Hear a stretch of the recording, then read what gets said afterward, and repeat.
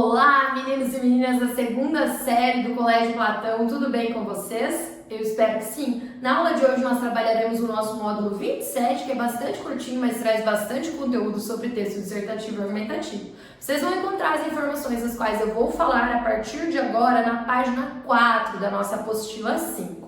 Beleza? Muito do que eu vou dizer aqui eu já comentei com vocês na nossa primeira aula aqui, referente ao primeiro módulo dessa apostila, mas darei mais detalhes, mais informações, e isso com o intuito de que vocês depois revisem os textos, tá? Os textos dissertativos produzidos lá pela proposta do módulo 26, ok? Então vamos lá, a gente vai falar sobre as características e condições de produção, se é que a gente pode falar em condições de produção, do texto dissertativo argumentativo. Em primeiro lugar, por que não dá pra gente falar em condições de produção? Porque não é um texto que tem uma circulação social, afinal de contas ele não é um gênero textual, tá? E não sendo um gênero textual, ele comporta-se de maneira diferente dos gêneros textuais. O que isso quer dizer, Gabi? Não tô entendendo.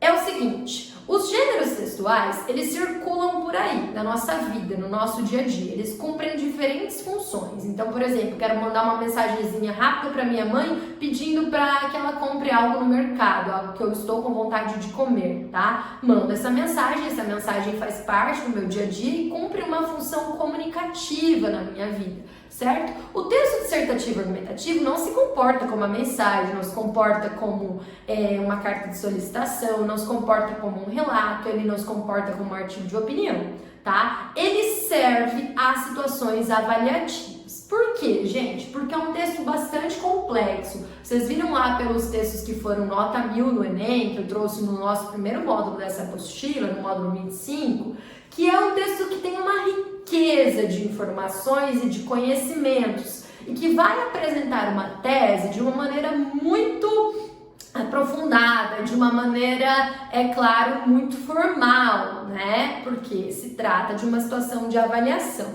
E nessa situação de avaliação, importa aos avaliadores não saber se você sabe usar ali a linguagem coloquial, porque isso certamente você sabe. Mas o que vão exigir, que são conhecimentos que você deve adquirir ao longo do ensino médio, aí pensando no Enem, por exemplo, são os conhecimentos sobre a norma culta da nossa língua, tá? Então esse texto ele deve se apresentar de uma maneira mais formal e conforme a norma culta da língua portuguesa, ok? Então eu nem preciso dizer que as questões gramaticais precisam ser respeitadas, no sentido aí de regência, concordância, pontuação, acentuação, beleza? E esse texto, ele, por não ser um gênero textual, ele tem uma estrutura rígida, uma estrutura e marcas de estilo também, que não mudam em função do contexto, porque ele não tem um contexto, tá? Ele é um texto que vai circular exclusivamente nessas situações de avaliação, uma situação, um contexto escolar, digamos assim, tá?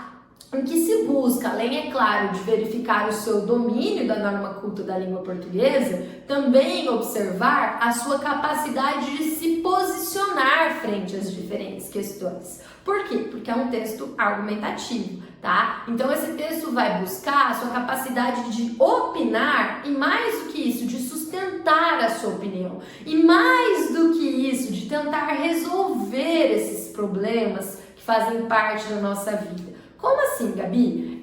Você vai anotar ali que os textos dissertativos, argumentativos, têm como temas questões sociais e questões sociais controversas, no sentido de que essas questões vão permitir diferentes posicionamentos, tá? Mas são questões sociais e não questões individuais. Ou seja, questões que importam a várias pessoas, a grupos de pessoas, a um número significativo de indivíduos. E, pensando nisso, essas questões sociais são muitas vezes problemas. Por exemplo, no Enem do ano passado, caiu a temática da democratização do cinema no Brasil, tá? E é um um tema controverso, obviamente. Tem muitas pessoas que acreditam que o cinema é democratizado, mas o Enem já trazia ali uma ideia, uma tese de que o cinema não é democratizado e você deveria explicar por que isso acontece.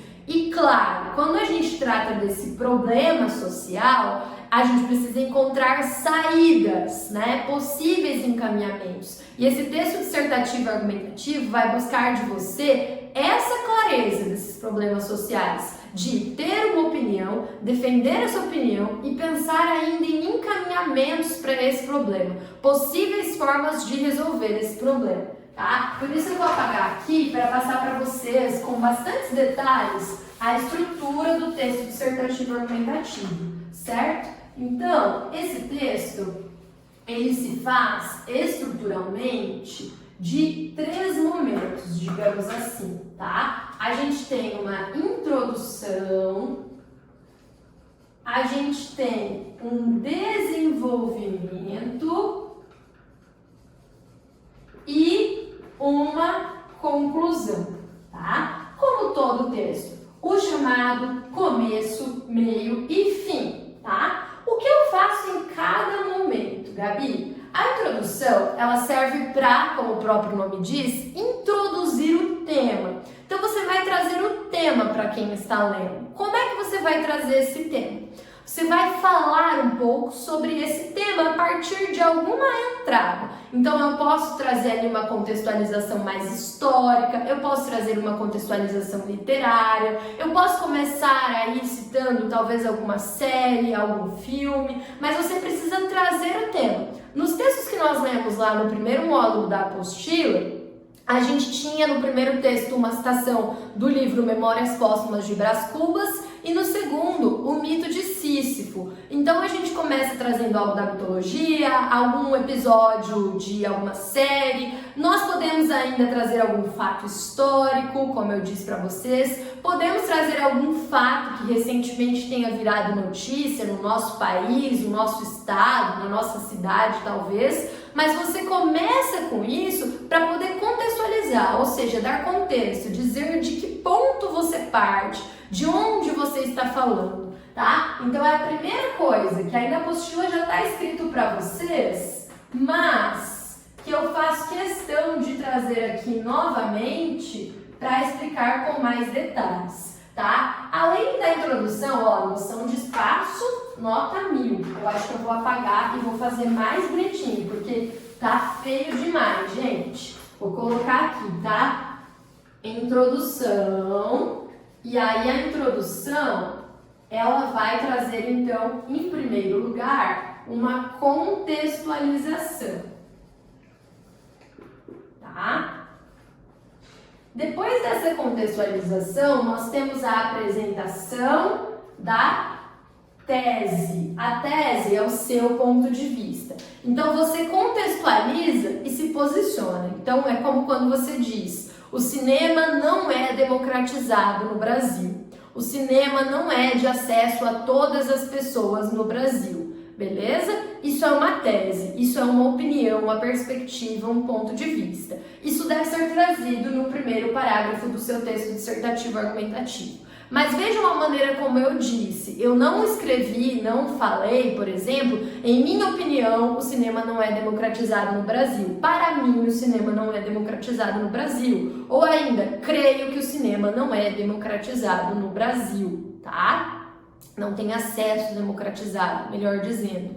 Então, eu não posso usar a primeira pessoa. Depois eu vou explicar para vocês por quê. E vou explicar também como é que vocês fazem para marcar a opinião de vocês sem usar a primeira pessoa. Certo? Então, fiz isso aqui na minha introdução. Eu preciso fazer agora o meu desenvolvimento.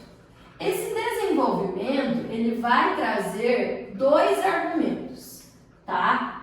Argumento 1 e argumento 2. O que esses argumentos devem fazer? Eles devem sustentar a tese, amparar essa tese de modo a defendê-la, tá? Então, se eu digo que o acesso ao cinema não é democratizado no Brasil, eu preciso justificar, explicar por quê. Não sei se vocês lembram, mas em um dos textos que a gente tinha ali, como texto de apoio, não sei se eu trouxe esses textos para vocês, mas enfim, o que eu quero dizer é que naquela proposta da democratização do cinema, uma das garotas que tirou nota 1000 dizia que o local onde o cinema se encontra, né, pensando na arquitetura mesmo, já não é um lugar para todos, que é o shopping, né? O shopping é um centro de consumo e normalmente o shopping é visitado pelas pessoas que têm poder aquisitivo para consumir. Se eu não tenho R$1 no bolso, o que eu vou fazer no shopping?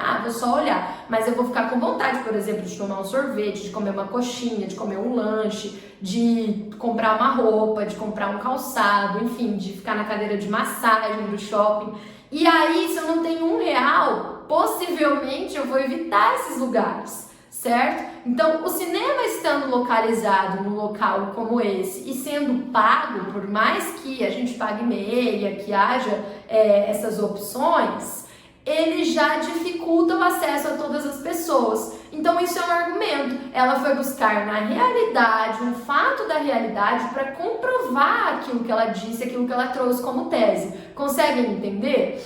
Então, no desenvolvimento você vai trazer um argumento e depois um outro argumento que comprovem, que façam a pessoa que está lendo acreditar em você, no sentido de que você tem razão naquilo que diz, tá? Você precisa mostrar que tem razão, mas com coisas palpáveis. A argumentação é um processo racional e objetivo em que a gente não deve contar mentiras. A argumentação é sempre embasada e sustentada por aquilo que é verdadeiro, por aquilo que pode ser confirmado na realidade. Por isso que os tipos de argumentos são falas de autoridades, fatos históricos ou fatos cotidianos, exemplos, ilustrações, que são as suposições ou hipóteses, certo? E os dados estatísticos. Dentre esses 5 tipos de argumentos, existem alguns que são mais, como é que eu posso dizer, fortes, tá? Como, por exemplo, entre os dados estatísticos e uma suposição, uma hipótese, os dados estatísticos têm mais peso, porque eles se comprovam. E as hipóteses, como o próprio nome diz, são coisas que poderiam acontecer com base naquilo que já acontece, mas que não necessariamente são acontecimentos, tá? Então, cabe a você determinar qual é o tipo de argumento do qual você vai se valer para poder defender essa ideia, essa tese, trazida no primeiro parágrafo. Ok? E aí, gente, vou apagar porque agora eu tô fazendo bonitinho, com noção de espaço, né? Vocês vão precisar fazer uma conclusão. Só que essa conclusão é diferente do que a gente faria, por exemplo, numa conclusão de resposta argumentativa. Retomar os argumentos e reforçar a tese. Você vai fazer isso, tá? Então eu vou colocar aqui, reforçar a tese é uma das funções da conclusão. Mas como eu disse para vocês, esse texto dissertativo argumentativo existe um olhar maduro para os problemas sociais de que trata. E vai exigir de vocês a apresentação de uma proposta interventiva.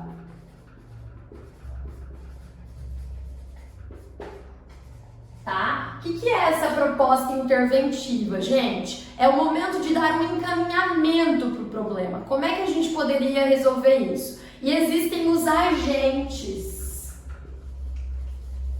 O que são agentes? São as pessoas que podem agir para resolver esse problema. E você precisa saber que é de competência de cada agente alguma coisa. Por exemplo, qual é a função do prefeito? O que cabe ao prefeito, o que cabe ao secretário do meio ambiente, o que cabe ao secretário da educação, o que cabe ao ministro da educação, o que cabe ao presidente, o que cabe à escola, o que cabe à família, o que cabe às pessoas, à sociedade civil, certo? Então você vai pensar nesses agentes e o que cada um deles poderia fazer. Mas calma aí, então eu preciso falar de todas essas pessoas, o que cada uma poderia fazer para resolver o problema?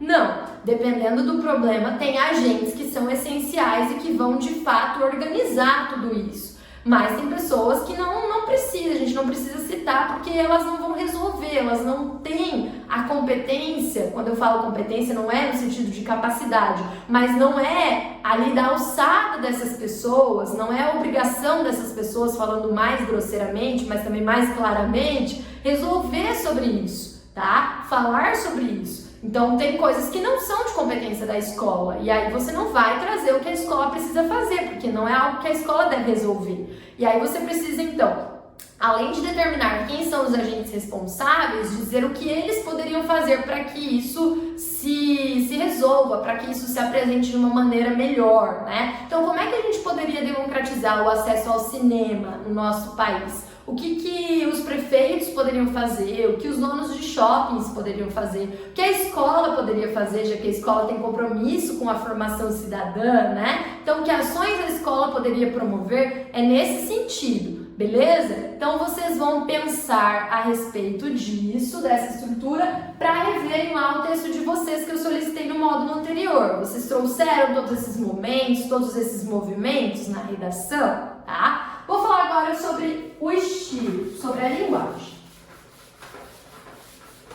Gente, os dois argumentos, cada um em um parágrafo de preferência, façam um texto com 4 parágrafos. No Enem, o título não é obrigatório, tá? Então, a gente vai falar agora sobre estilo.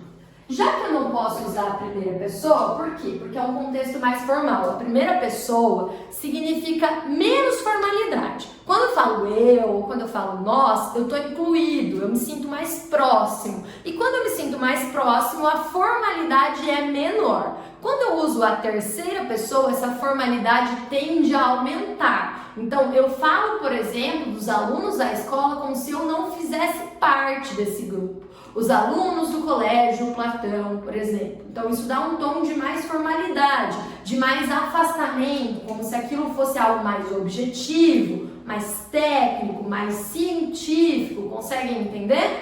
E aí, como é que eu vou marcar a minha opinião se eu não posso escrever eu creio, eu penso em minha opinião? Você vai marcar a partir de 2 recursos de linguagem que eu vou apresentar para você, tá? O primeiro deles são os advérbios e as opções adverbiais de afirmação.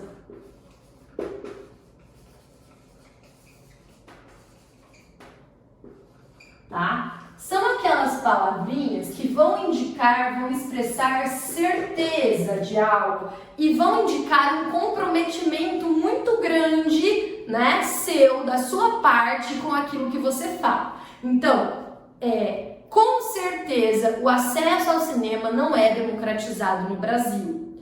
Vejam que isso tem um peso diferente de simplesmente dizer o acesso ao cinema não é democratizado no Brasil. O com certeza imprime uma força muito maior a essa frase. Então, olha lá os exemplos. Com certeza, certamente, sem dúvida, de fato, definitivamente, obviamente, indubitavelmente, já que é para ser formal, né? O indubitavelmente é a mesma coisa que o sem dúvida, né? Indubitavelmente significa que não há dubiedade, não há dúvidas. Beleza? Essas palavras vão te ajudar a marcar a sua opinião aí no texto. Você pode usar principalmente para apresentar a tese, para reforçar a tese, ok? E além disso, você vai usar as orações subordinadas, substantivas, subjetivas, tá? Como assim, Gabi? Na verdade, você vai usar todo o período composto por subordinação em que a subordinada é do tipo substantiva subjetiva, que seria algo como: é inegável que o cinema... Ó, eu tento organizar, tento deixar bonito, mas não dá, gente. Importante que vocês estão entendendo, assim eu espero.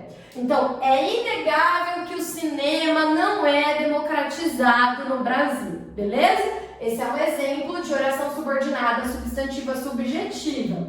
É inegável o quê? Né? Que o cinema não é democratizado, o acesso ao cinema não é democratizado no Brasil, tá? Então você faz a pergunta: o que é inegável? Que o acesso ao cinema não é democratizado no Brasil. Essa oração que vem aqui a partir do que é a subordinada substantiva subjetiva. Mas você precisa saber esses nomes? Não para a prova de redação, tá? Então você vai se lembrar que esse tipo de construção é muito produtivo no seu texto. É inegável o quê? É imprescindível o quê? É fundamental o quê? Inclusive, isso você pode usar lá na sua proposta interventiva. É imprescindível que todas as escolas realizem semanalmente encontros assim, assim, assim, certo? É inegável que o governo federal tem total compromisso com, ok? Então, esse tipo de construção vai marcar a sua opinião e assim como os advérbios e as locuções adverbiais de afirmação, o seu comprometimento com aquilo que você fala. Algo fundamental quando a gente está em um processo argumentativo, quando a gente precisa apresentar e defender uma tese, que é aquilo que acontece nessa produção de texto dissertativo argumentativo, tá? Então, eu espero que vocês possam compreender que o texto dissertativo argumentativo não é um gênero, é uma tipologia. Por ser uma tipologia, tem uma estrutura rígida, fixa, como a que eu apresentei para vocês aqui, tá? Com introdução, desenvolvimento e conclusão em cada uma das especificidades desses momentos do texto. E eles têm marcas de estilo que vão me ajudar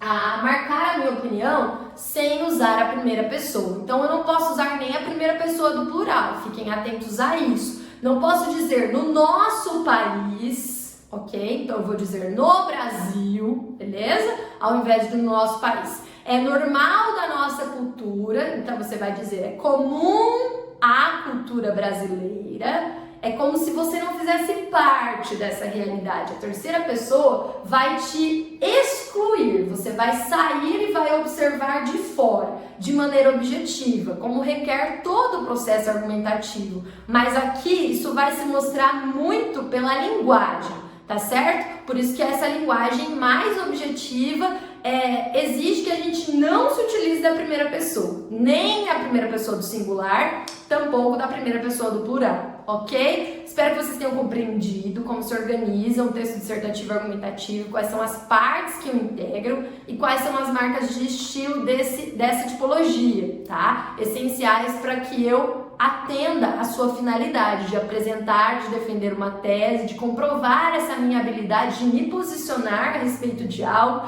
e de trazer ainda encaminhamentos para esse problema social, ok? Faça uma breve revisão do texto de vocês, vejam se vocês trouxeram isso, vejam se vocês usaram a primeira pessoa. Se usaram, vocês podem rever, né, modificar, então, trazer de uma outra maneira. Tá certo? Na próxima aula eu vou propor efetivamente uma revisão e uma reescrita desses textos. Eu espero vocês. Agradeço pela atenção e a gente se vê. Um beijo!